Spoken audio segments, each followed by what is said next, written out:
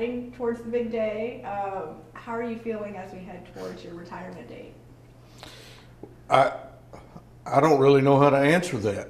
I've been doing this so long, it's surreal in a way to think that I'll be retiring soon. I'm excited about it. I know I'm going to miss a lot about the work and the people, and so I've got honestly mixed emotions about it, but it's what you work for and look forward to, so I'm excited about it, and my family, I think, is excited about it, so it's going to be fun. Talk a little bit about why you decided to become a police officer and kind of what that first year on the force was like for you. I decided early on that I was interested in law enforcement while I was still in high school, and I think the interest came from knowing some individuals who were and had been in law enforcement, including some family connections. And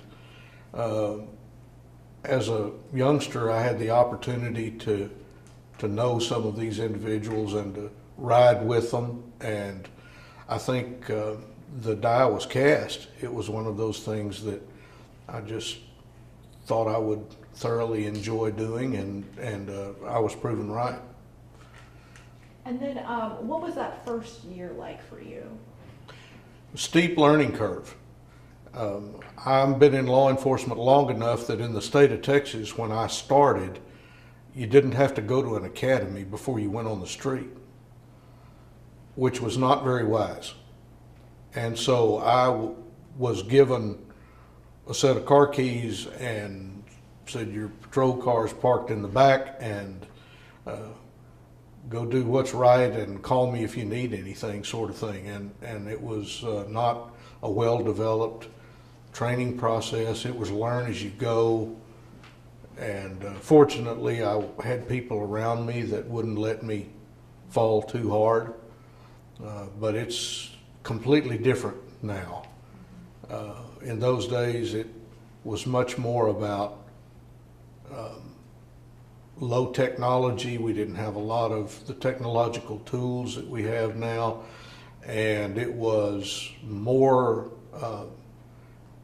an individual thing. You had team members and people that you worked with, but in a small rural environment, you may be the only person around for many, many miles. So it was challenging and tasking, and every day was something new. Sometimes every hour, something new. So it was a very steep learning curve. And I look back on it and think I'm fortunate in a way to have been sort of pushed in the deep water like that. But I would never do it to an officer like that in modern times, because the propensity to make a serious mistake or to get hurt or hurt someone very high. And talk a little bit about how you moved through the ranks and your journey to become chief.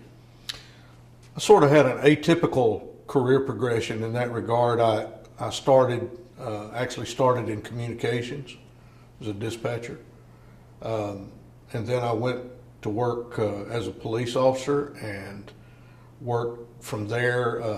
Had the opportunity to work vice and narcotics in the Austin area, and then moved to another department in Brenham, Texas, and worked there for a number of years, and was able to promote.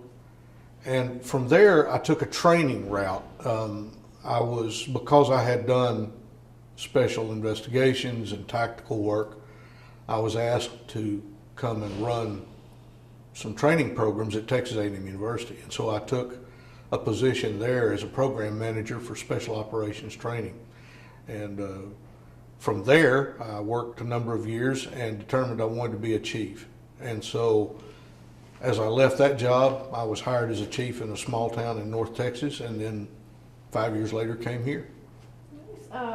Now talk about some of the rewards, but also some of the challenges of the job that most people might not think about. Well, I think the rewards that at least have been most real for me is the idea that you're able to be relevant and to accomplish things for people in the most difficult times of their life, and to be where others can't be or choose not to be, and to do what others cannot or choose not to do. And so for me, the one big benefit to it has been to live a life where you really are in the business of serving other people in their worst times of need, and also to be the wall that some people hit when they determine to do bad things to people. And I just think that there's a reward associated with that that most people could never understand. The difficulties associated with it come with seeing human anguish, and to see that many times people are having a very difficult time and very difficult things occurring around them and to them, and no normal individual takes pleasure in the pain of others. It's hard. But even in that context, to be positioned and trained and equipped to respond to that and be helpful to people is an honor, nothing short of an honor. And I'm so proud to have spent over 40 years doing this, and doing it with people I admire and people that I trust, and to see them do heroic things. And it's hard to frame into words how you feel about those sorts of things, but it's a remarkable role in the human experience. And I think most people know this is a difficult profession. Have you ever had nights when you were out on the job, you weren't sure if you were going to make it home, or if your partner or some of your colleagues were going to make it home at the end of the night? Yes, I've lost friends. I've lost people under my command. And that is the part of the job that is the heaviest weight, I think. But it is a necessary part of the job, and it's something that speaks to the mettle of the people who choose to do it. It's hard to endure those kinds of losses and to see that kind of thing.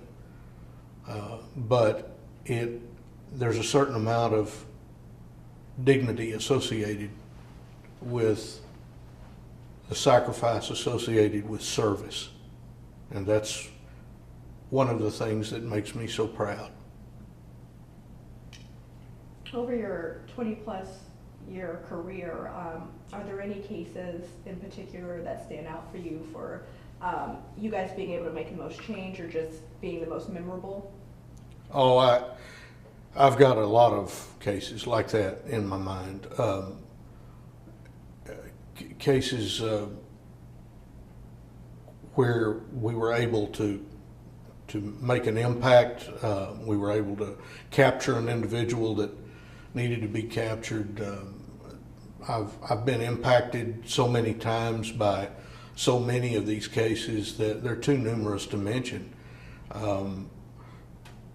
The homicides that I've worked, the really dangerous people that have presented themselves as a threat to the community, and to be able to thwart their efforts, those are all, the memories are just, it's particularly over the last few weeks as I've been considering this retirement decision, those memories have just flooded back.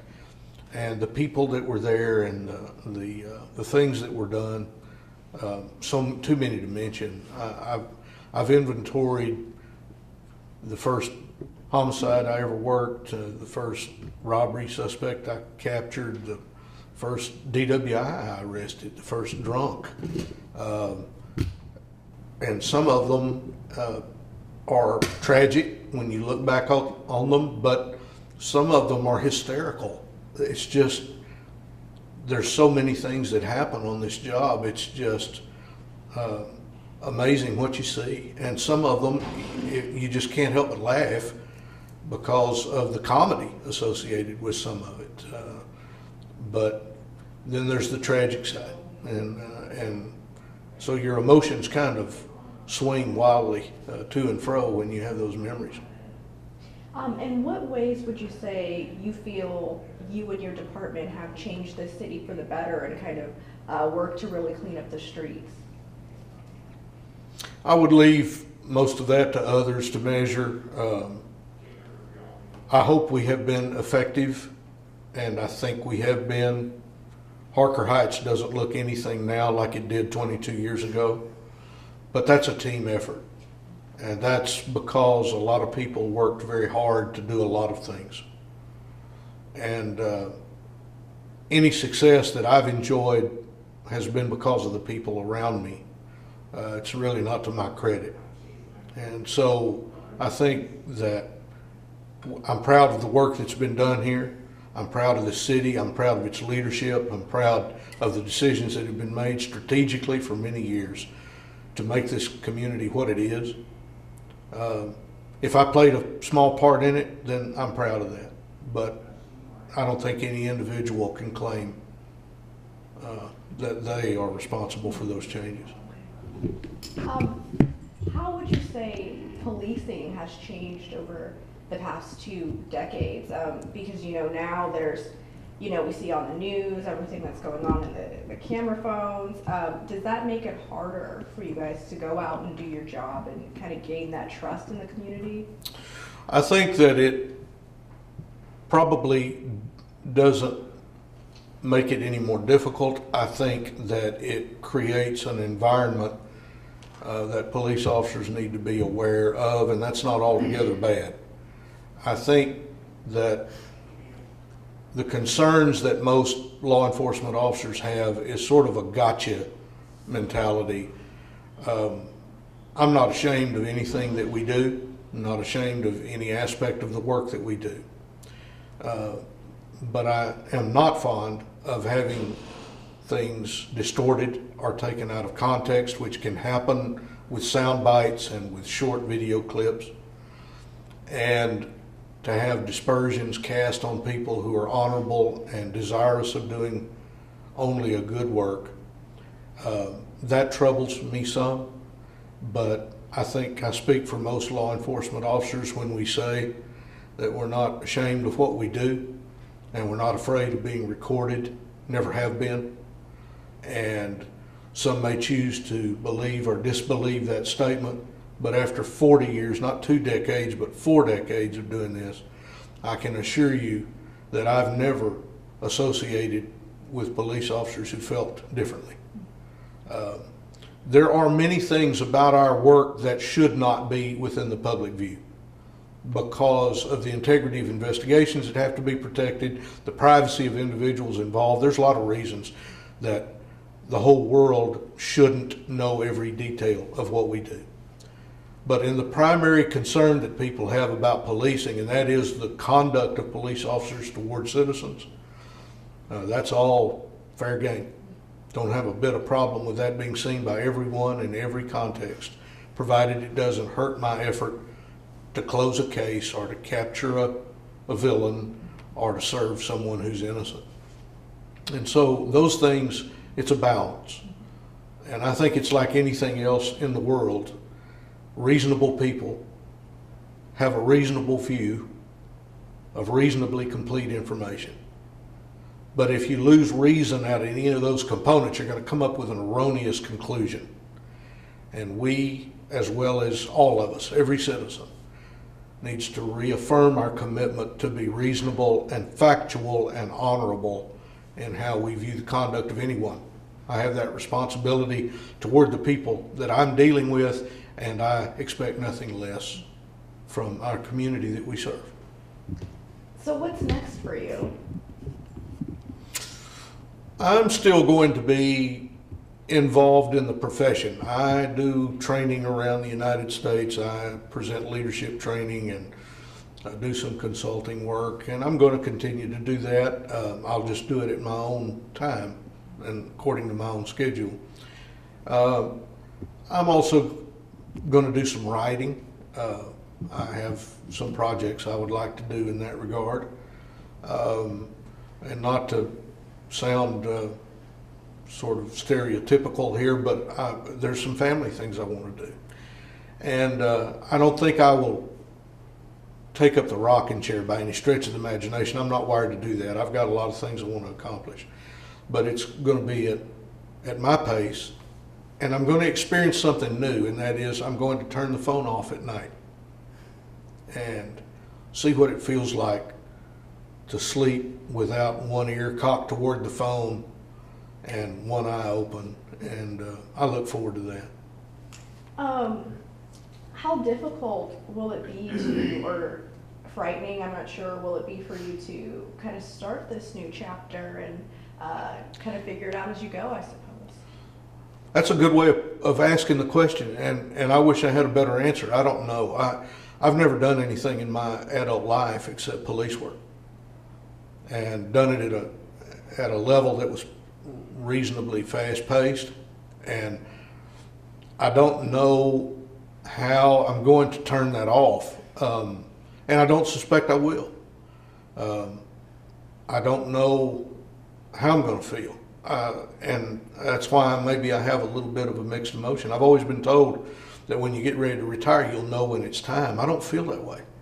I feel like I want to keep going in a way, but on the other hand, the timing is right, and the organization is healthy, and the circumstance is good, and I'm in a position where I'm ready.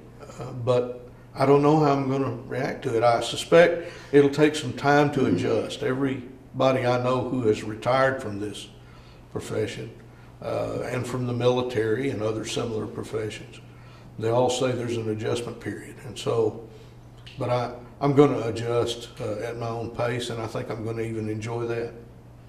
What would you like to say to, your family and friends, community members, and your colleagues here as you get ready to retire?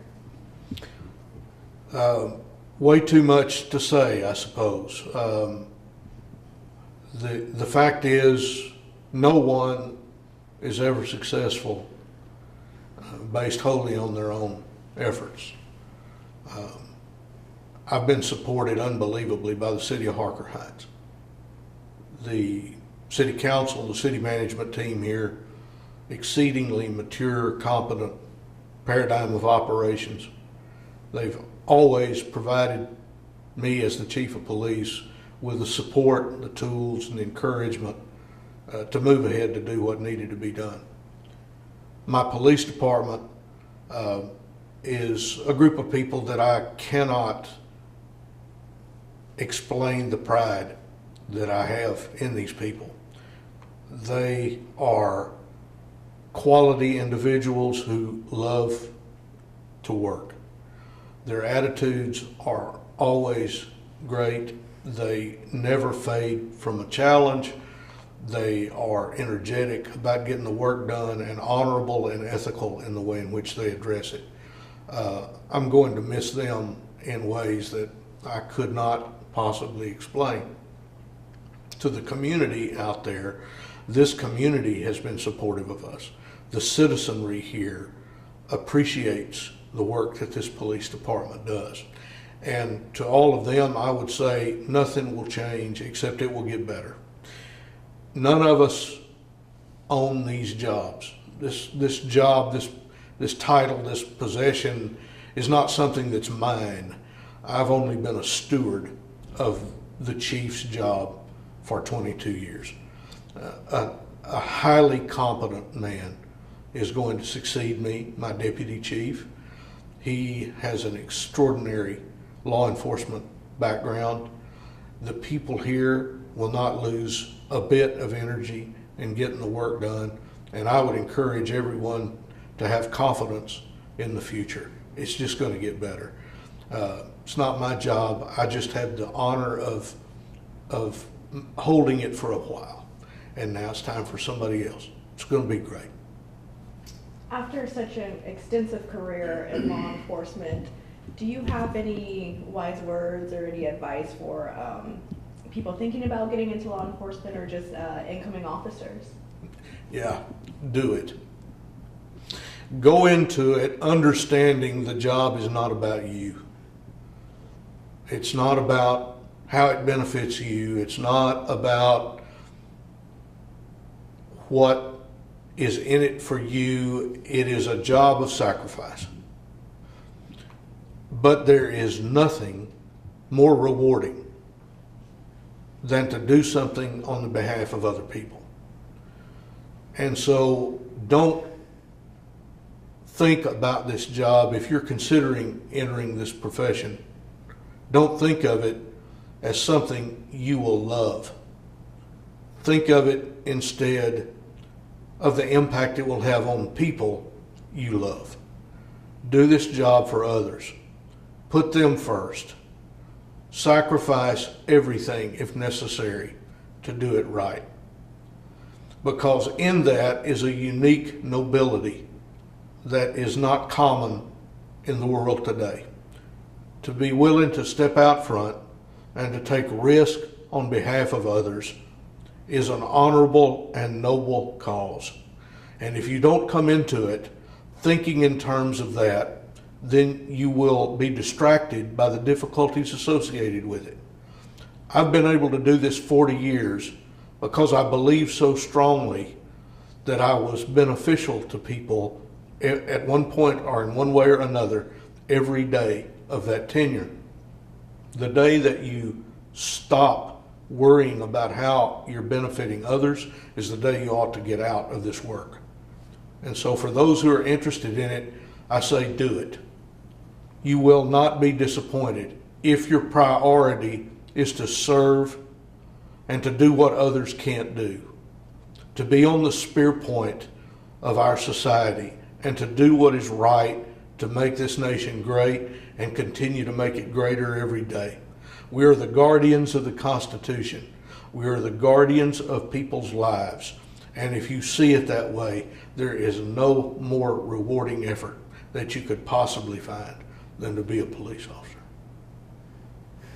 Lastly, what do you hope your legacy will be when you step away from this role? I hope that the people with whom I have had contact were in some way improved by my role in their life, whatever that might have been. I am not naive, and I know that I haven't made everybody happy.